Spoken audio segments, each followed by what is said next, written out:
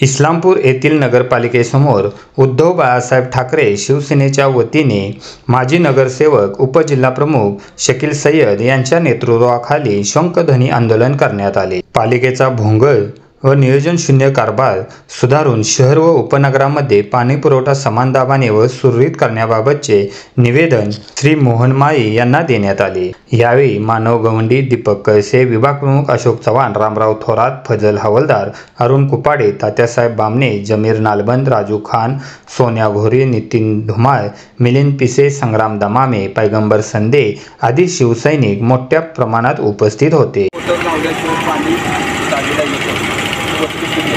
आणि सातत्याने रस्ते उतरायचं काम सुरू आहे। त्या ठिकाणी यंत्रणा सज्ज पाहिजे।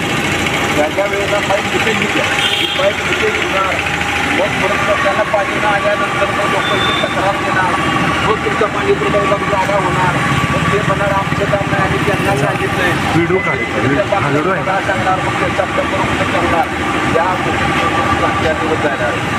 त्यामुळे पाणी थोडं विभागाची यंत्रणा घेतलं सुद्धा सातत्याने ज्या ठिकाणी खोदकाम चालू आहे त्या ठिकाणी तुमचा माणूस जर थांबला आणि या ठिकाणी आपली पाईपलाईन आहे सांगितलं तर त्या ठिकाणी ते खोदकाम करतानाच तुम्ही योग्य पद्धतीने करेल आणि तिथे सुद्धा टाळायचं। परंतु तुम्ही इथं हे तिकडं त्या ड्रायव्हरला काय माहीत नसते तर इतकी आपटली पाईप पाईप आहे।